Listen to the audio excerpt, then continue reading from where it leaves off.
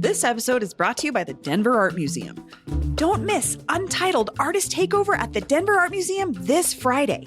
Join the museum from 6 to 10 p.m. for a Halloween art party. Celebrate Halloween with featured artists Mo Graham and Christina Maldonado Badhand during a night of spooky creative fun. Costumes without masks are encouraged but not required. Join local artists for spellbinding dance and music performances, spooky art-making activities, and fun throughout the museum for all ages. Untitled Artist Takeover is included in general admission and free for Denver Art Museum members. Buy your tickets today at denverartmuseum.org. That's denverartmuseum.org. Hey, it's Bree Davies. We're bringing you a fresh episode about the school board races because we heard a lot of criticism from folks aligned with the teachers union that our guest, Alexis Menacall-Harrigan, was not giving their side a fair shake. So I'm here with the president of the teachers union, Rob Gould. Rob, welcome to CityCast Denver. Hi, Bree. Thank you so much for having me today. I really appreciate it. Thank you as well. Let's get started. I'm going to ask you something that I also asked Alexis, which is just straightforwardly, what is at stake in these school board races for DPS? Let me make sure, everybody knows kind of who I am, who I represent. That's one of the things that we wanted to make sure and do up front. My name is Rob Gould. I'm a graduate of Denver Public Schools. I'm a second generation Denver teacher.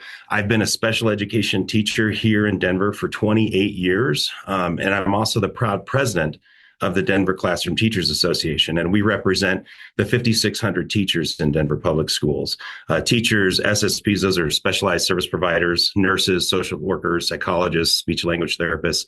And I'm here today, just to talk about some of the our school board candidates, and just make sure that the other point of view is heard, because we heard a lot of the bias from the Thursday conversation. And we just want to make sure that everybody knows that Denver teachers who we're backing in this election, we're backing at the at-large Amy Klein-Molk. We're for District 2, Sochi Gaitan. We'll break all those down. So don't worry about that. Yeah. But I would just love for you to give us sort of a bigger picture I'm thinking about for someone who's maybe never voted on a school board race before.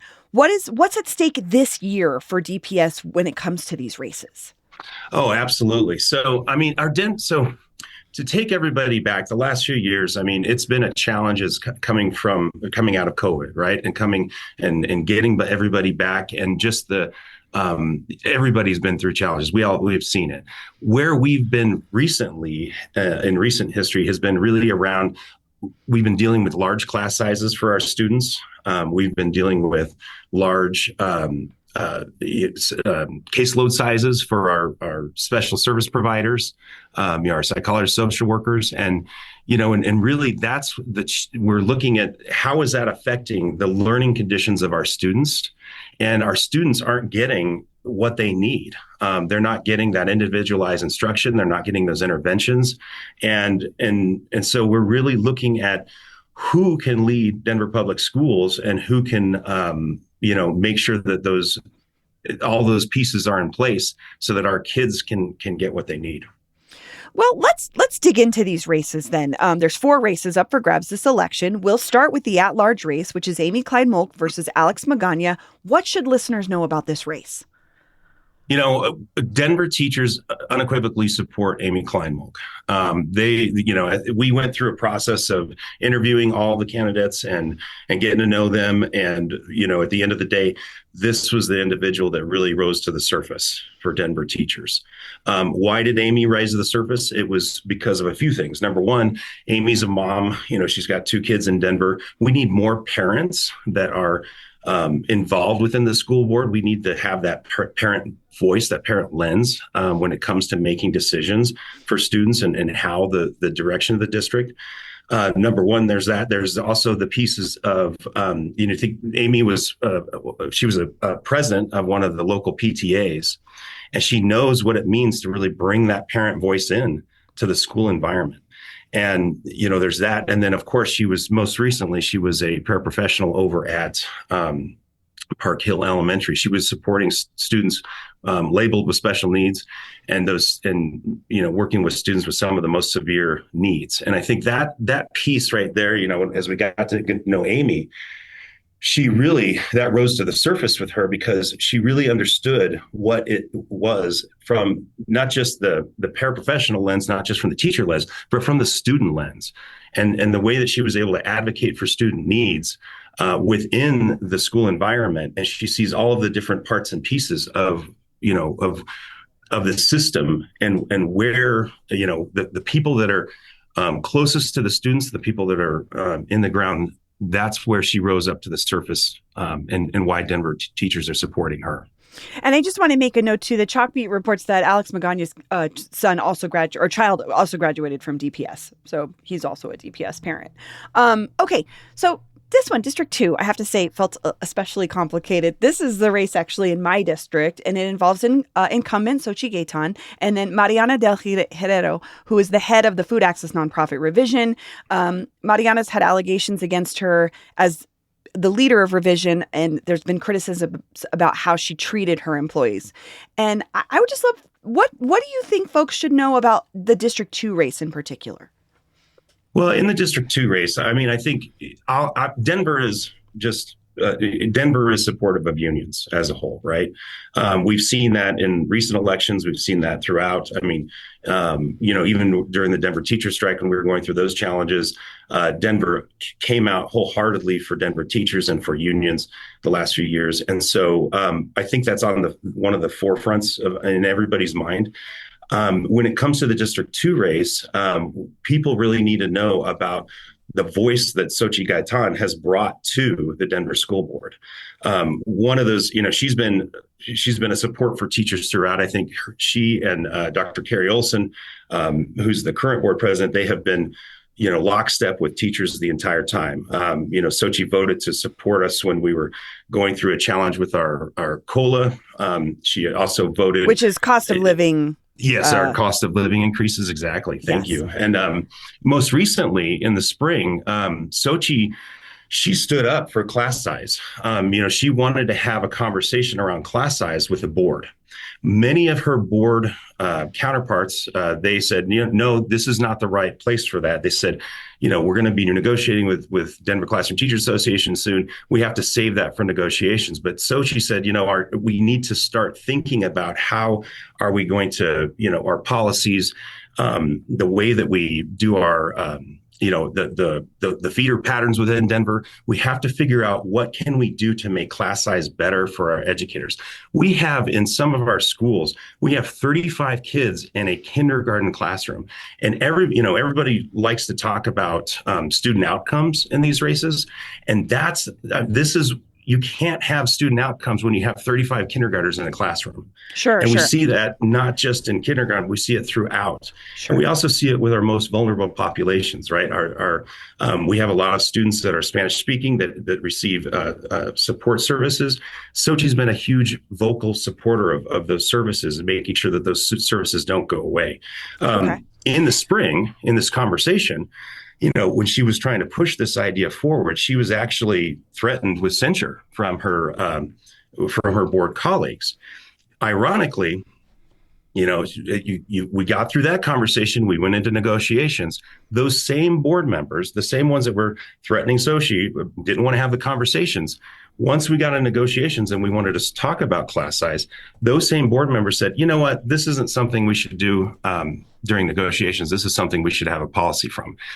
None of them of those other board members have come forward to try to have that conversation again since our negotiations. And so that's why Xochitl has really been the support for teachers. She's been the voice. And that's one of the reasons why she earned the support from our teachers. Wonderful. Okay, let's move on to District 3 because we've got two more races I want to talk about, and then I've got a couple other questions. District 3 is Karen Blank, DJ Torres, an incumbent from the at-large seat, but he's running for District 3 this time, Scott Esserman. What should we know about this race? So in this race, Dr. DJ Torres, we're so excited about Dr. DJ. So it was interesting because when I first got to know DJ, I met him and I said, I know you. Why do I know you? And Dr. DJ, not only was he a special education teacher in Denver prior and supporting our students with special needs, but he actually worked in our equity department. And I've taken trainings from him. And so Dr. DJ has really worked hard to teach our educators about equity, teach our educators about what our students, our Black and brown students need, and making sure that all of our educators have that equity lens when it comes to supporting our students in the classroom. And I think additionally from that, what I've known about DJ, moving forward is, as he worked with the Sandy Hook Promise, and he has this particular lens around school safety. And, school safety is something that's on the forefront of all of our minds as parents. I was a Denver parent as well. And that lens that he brings to this and that expertise really is something that is needed on the board, so that we can make sure that, not only is our school environment safe, but it's also, we're thinking about those mental health supports and what do our students need in order to be, what are all of those other pieces of safety? Can I ask you one question about DJ Torres? I think it was reported that he was given $5,000 from the reform group Denver Families. How does that fit with how the teachers union sees this race? Yeah, we actually had conversations with DJ about that. And one of the things that when DJ was going through this process, he was interested in looking in. And there wasn't a lot of different groups in town that would do trainings for this. And, once DJ found out about who funds Denver Families and where the money comes from, he was like, wait a minute, I don't want to be part of that anymore. And I think, as he went through that experience, he also saw how, what goes along with that endorsement, and what's expected from that. And so when I talked to DJ about that, he's really said, I want to be a candidate that is not taking money from out-of-state billionaires. I want to be a candidate that is not, part of this machine that's coming in from, and really trying to maneuver at these local level elections. He wants to be a candidate that is for the working people. He wants to be a candidate that is also, for teachers. And that's one of the reasons why not just it's Sochi and DJ and also Monica Hunter, they're all endorsed by not just the Denver Classroom Teachers Association and Denver teachers, but they're endorsed by the Colorado Working Families Party. They're also endorsed by the Denver Area Labor Foundation. And so DJ, he figured out that, his values and the alignment with those values, he wants to be with working people. He wants to be with people that are focused on what students need in the classroom versus the politics out there. And you mentioned Monica Hunter. So let's talk about that last race here. District 4, Jeremy Harris, Monica Hunter, Tamaya Jackson, and incumbent Michelle Quattlebaum. Yeah. Where does the teachers union stand in this race? So Monica Hunter, we've actually known her for quite some time, because she was, not only has she been a graduate in Denver, but she's been a teacher in Denver. I got to know Monica when she was working. She's working basically to make sure that our BIPOC educators, our Black educators, our Hispanic educators had voice with many of our schools. There's some of our schools where teachers were not allowed to have a say in the curriculum. They didn't have a say in what their planning time was. They didn't have a say in the regular ongoing of the everyday school. And she was a voice to really promote and change that. Recently, that was a few years ago when I got to know Monica originally. But then since then, Monica, she actually in DCTA, she started our Black Educator Caucus, right? And she brought not just voice for our Black educators within Denver and within their schools, but also within our union. And so we appreciate Monica for that. I think in addition to that, recently, Monica has been working hard to try to raise voice in schools that don't have PTAs, that don't have that parent-teacher partnership. And she's been very vocal with the district about building those partnerships and making sure that every single school in the district has partnerships like that, right? And not to mention the fact that her everyday work, just on the side, as she works for the Colorado Education Association, she actually does our equity and our civil rights work within the union, and she trains a lot of our union members around that. So I'm going to ask you a question that I also asked Alexis, which is Chalkbeat reports that pro-charter groups have outspent teachers union groups 3-1, with hundreds of thousands of dollars coming from both Colorado and out of state millionaires and billionaires. Why is there so much interest in Denver school board races from these big donors? I think Denver is a center for much of the nation, right? Um, and I think the reason that we have so much money that's being poured in here is because they think if they can influence Denver, then it can influence the other states around. And I'm glad you mentioned it because you know we've got billionaires that are pouring in. I think by the time everything is said and done, it'll be well over $1 million in the school board race. I mean, I think Denver voters, they see this every day. It's coming to them, right? Just like we saw last year with the national election, with the way Elon Musk and influenced the election, the national election. We're now seeing that in our local politics, where these billionaires are coming in, these corporations, and they're influencing these local races. That are they're trying to you see it every day as Denver voters. You're seeing it as those flyers, your multiple flyers that are hitting your house. You're also seeing it in multiple TV commercials. When you see those people that are in those TV commercials, when you see the people that are on the multiple flyers coming to your house, those are the people that are backed by this dark money. And what is it that's coming in and they're trying to influence? And so that's why I think that Denver teachers, we're sick of the politics, right? We know what our kids need, right? We've got those class size pieces. We've got the caseload size pieces. We need to do more interventions for our kids. And we're sick and tired of people trying to bring politics into the classroom. We want to keep it out of the classroom, and we want to make sure that individuals that are representing at the top, that are actually making decisions, are the people that that are not beholden to outside groups. So I have one last topic I want to get to with you, which is I'd love to hear your take about Superintendent Alex Moretto. How do you feel like he's doing? So I think I represent teachers, right? And teachers, it's a mixed bag. There's some things that Dr. Moretto has done well, and there's things that we can do better always. I have monthly meetings with him, and I remind him of those things that we need to do better.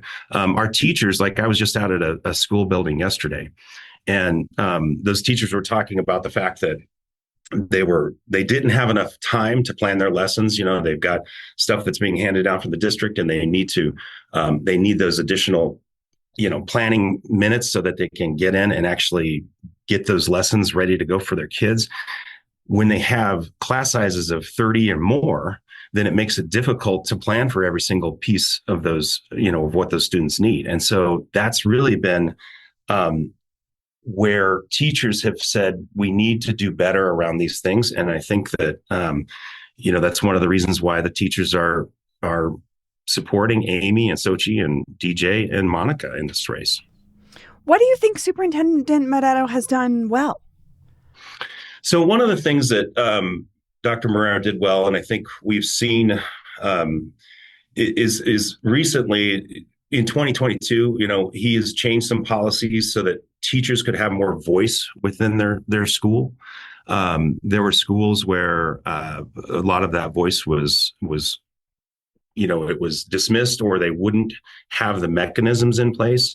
And Dr. Moretto's worked to try to make sure that those contract provisions that are agreed to by both DPS and teachers, that they have those mechanisms in place. And I think that's one of the things that we know is when teachers who are closest to the students, who are on the front lines with kids, when they can really help guide the school and guide that learning, we know that's better. Now, is it the best? It's not. We're still working at that. And I think every single teacher would say, while we're proud of the work we've done, I mean, teachers are working hard every single day to make sure that their students have what they need. And teachers would say, we still need to do better. Well, Rob, thank you so much for taking the time, and thanks for joining me today. Yeah, there's one other thing I want to make sure that we touched on today. Sure. I just want to go back to that piece around this out-of-state money coming in and some of the lies that are actually being propagated. I mean, even with Amy Klein Mulk, there's some really abhorrent attack ads that are out there, and they're pushing this false narratives. I mean, some of these, the out-of-state billionaires, the money that they put in, they're creating these attack ads that are just outright lies. And so I appreciate you being able to have us on the show today, because I think one of the things that we know from Denver voters is that Denver voters are sick and tired of these games, these politics. And so, when they see these mailers, when they see those lies repeated, can you give me an example of one of those things that might show up on a flyer that me as a voter wouldn't necessarily know the difference between? Absolutely. Like there's a flyer out that was attacking Amy Klein Moak. And what they did was they took pieces of a conversation she had and they spliced them together to create this false narrative about her. And it was just, it's pretty disgusting that it was out there. And so, even the individual that you had on the other day, she didn't disclose the fact that the same groups that are funding these campaigns, they're funding what's called Denver Families, what's called Root Ed, are the same people that are funding that podcast. And so I think that's where people need to know that, this is, it's taking over everyday pieces, and Denver voters need to see through that. And they need to be able to come back and know where, who do they trust? They trust teachers, and they trust teachers about that because they trust teachers with their kids every single day. Right. Let me ask you one quick clarifying question. You mentioned that Amy's words had been spliced together, but what was the topic? Like, what was being presented? They were presenting this idea that Amy was trying to replace teachers with AI, and it's unequivocally false. I mean, here we are, we're Denver teachers, and there's no way that Denver teachers would support a candidate that would come in and replace teachers with AI. It's ridiculous. It's abhorrent. And it's just, it doesn't have any, we shouldn't see it in our politics. Well, Rob, thank you so much. This was really helpful. Yeah, thank you very much. We really appreciate you all getting the story out. I know there were a lot of our teachers. I started getting these messages yesterday morning because they love your podcast and they were listening to it, and they were just really concerned about some of the information that was going out. And it was, so we appreciate you having us on and providing this other look, and really the ability to let teachers' voice come through and let Denver voters know who supports these our candidates, Amy, Sochi, DJ, and Monica.